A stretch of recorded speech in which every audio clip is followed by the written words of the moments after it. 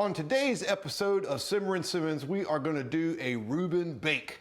That's right, it's a Reuben Bake. Basically, you're going to make like 4 Reuben sandwiches all at the same time, but it's going to be like a casserole kind of thing. And you can take it to like parties or, you know, feed the family or whatever you want to do. So in this pan right here, you got a 9x13, got a stick of butter just melted in there. I've got 8 slices of rye. It's got seeds in it. You could use unseeded. You could use pumpernickel. I like to try to find the marble, but I couldn't find it, so this is what we got. But you know, use some kind of rye. Don't just go throwing white bread in there and trying to call it a Reuben, you know. And you know, and it's not a turkey Reuben either. For all those people that in turkey Reuben land, it's called a Rachel. Thank you very much. But anyway, we'll get to that another time. But you just put that bread in that butter like that. Just get it in there. Turkey Reuben. Please. Now, if you're using turkey pastrami or something, that, you know, maybe. But just straight up turkey and coleslaw, that's a Rachel. That ain't a Reuben.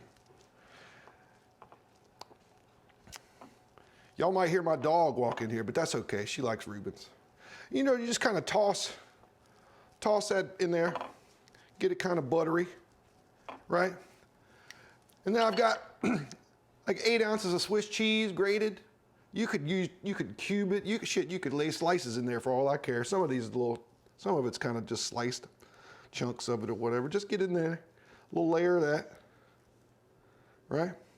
My buddy John Rockwood, he does a lot of smoking, makes sausages and everything, and he made this pastrami.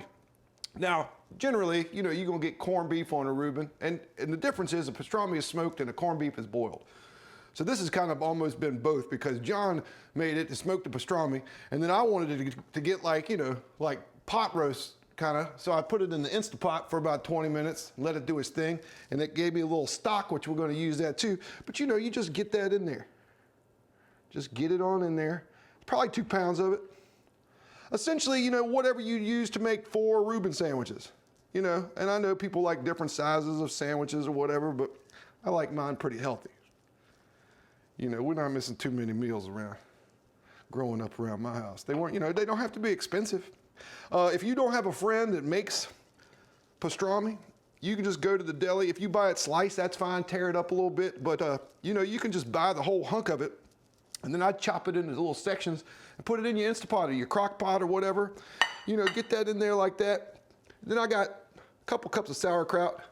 You want to squeeze some of that juice off of that. You don't want it too runny. Just get it, just squeeze it off. You can put it through a strainer if you want to first. I don't really care to. You can get a little bit of that juice, that vinegar kind of happening in there. Maybe that's 2 cups. And you might want more, you might want a little less, whatever you want to do. You just get that on there. I mean, you see where this is going, right? Then we're going to put the rest of this cheese. I got my oven back there at 350. And once we get this cheese on here, we're gonna stick this guy in the oven for about a half hour. And essentially, you know, all this stuff, I mean, you can eat it just like this. All this stuff is cooked, nothing to hurt you. But we're just trying to make it a casserole, get the cheese all melty. And I like to use a little bit of this stock, you know, kind of like you would like a stuffing. And you just drizzle it a little on there to keep it from getting all too dry. You don't want to get it too dry. This is a cup. You don't have to use the whole cup. You don't want to, but I am. Why not? I mean, if it sets up a little bit like, hey, Red's here. If it sets up a little bit like stuffing, awesome. You know, that'll be great. You just serve it with some other sides or whatever, you know. So we're gonna put it in here for a half an hour. And we're gonna come back. Y'all hang out, it's gonna get all melty. All right, it's been a half hour.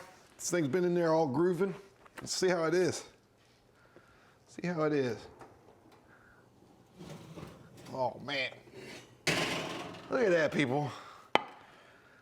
Look at that. That is a happy fucking casserole right there, boy. Look at it. Man, you can hear it all still in there bubbling. Yeah. Okay. Now normally, I would let this set up for a little bit, right, before we let it go and serve it. But you know, I gotta let y'all see what it's like. Gotta let y'all get in there. Also, we're gonna I like to serve mine up with a little Thousand Island dressing, a Russian dressing. I mean, they're the same. I think that the difference is like, ooh, Thousand Island has pickles or whatever in there. You know, I mean, you don't have to do that, but I think you should. And you know, if you want to make your own, it's mayonnaise and ketchup. You want to complain about my store-bought Thousand Island, get your own shit, right? I'm not worried about you with that. But you get in there, and you just, you know, just don't have to go crazy with it. Just get it on there. If you want a little more, put a little more on there. A little tip too. You want to make a Reuben sandwich.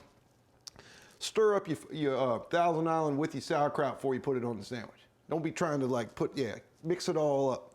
Anyway, this is a Reuben Bake, people. You're watching Simmerin Simmons, and I hope you keep doing so. Thanks for tuning in. See you next time.